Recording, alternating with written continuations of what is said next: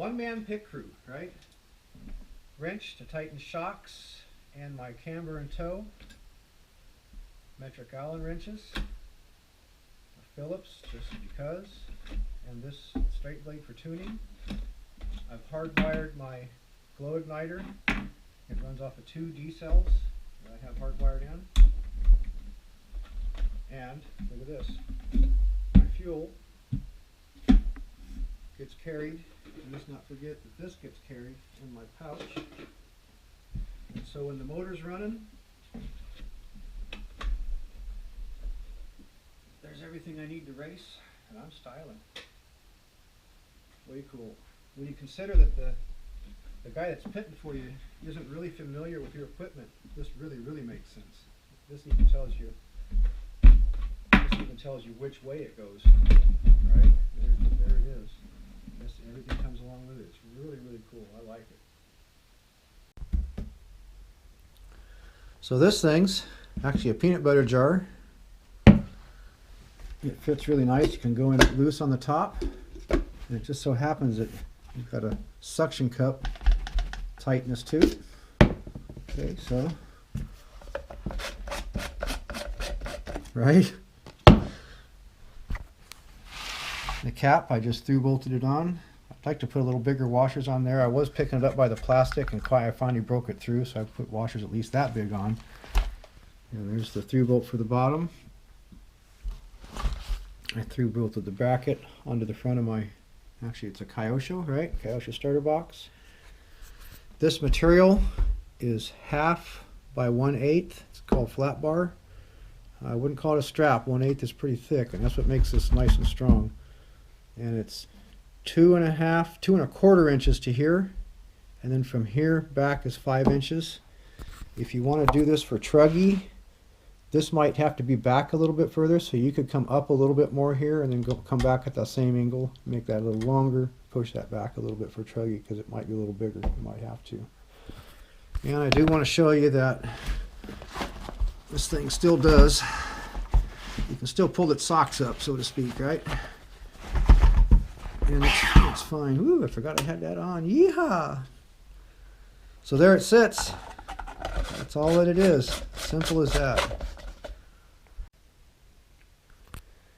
Yep, so this one's made out of a scope bottle. There's the size. And I don't think I showed you the size of the Jif bottle. Skippy's the same bottle. There's all the dimensions to cut this thing to. It's 7.25 from here to the bottom. Here's your things for your belt loops. I've got 1 3/8 inches of meat in between. They are 1 3/4 tall. The bottom of my belt loop thing is 4 3/8 up, and they're about 1/2 inch wide. The critical one is right here.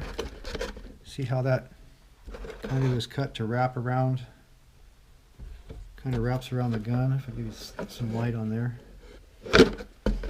And so you pull this off.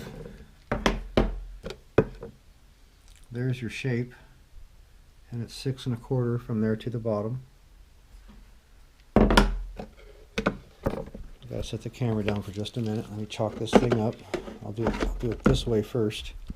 So you can put the gun either this way and swallow the whole trigger, or you can go this way, and the trigger actually, you don't want it sitting on the trigger. It actually goes in between. And notice that when I'm on the bottom, I actually could take it a little deeper and chalk this up, but it's pretty much touching, and that locks the gun in place. And when you go this way, it's just kind of nicely locked in another way I really can't explain. It's kind of a flexy way of being locked in position. It works either direction though. So there you have it. There's your dimensions for your belt loop cut. This goes on the right side compared to these cuts facing you if you're right-handed, whether you cross draw or whether you regular draw. And if you're left-handed, then this notch would go on the other side for cross drawing or regular drawing. So this is all right-handed, and if you were left-handed, you do it all the other way.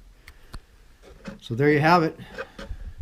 That one reads 7.5, but it doesn't really matter. That's inconsequential. In this, I just kind of put a mark at a certain thing that you'll recognize when you get to yours, because you really can't see that there's a V here. There's a V here, and there's the bottom of the V, so you'll know when you make the cut to look at that. I do want to show you something about that real quick though. There's the cut. And notice how I kind of closed off the top pretty good by cutting this across like this. I probably could even bring these corners in and round them in a little bit. Remember, you've got to sheath the gun too. It's got to go in real easy too, so I don't mind it being open like that. But there you have it. You should be able to make it from that. And be careful with an X-acto knife. This is actually too thick for an X-acto knife, but if you cut and then cut and deepen it and deepen it and deepen it, you finally get the knife through. And then you can chase it with these. And these are Lexan scissors. I think they're like $6 from A Main. And I've cut 2 of these out with them, and they held up okay. It was probably a little too thick for these 2, but I got the job done. And that really helped cutting the curves and around the top. Those obviously had to pretty much be done all with an X-acto knife. Be careful with X-acto knives. So there you have it. Simple as that.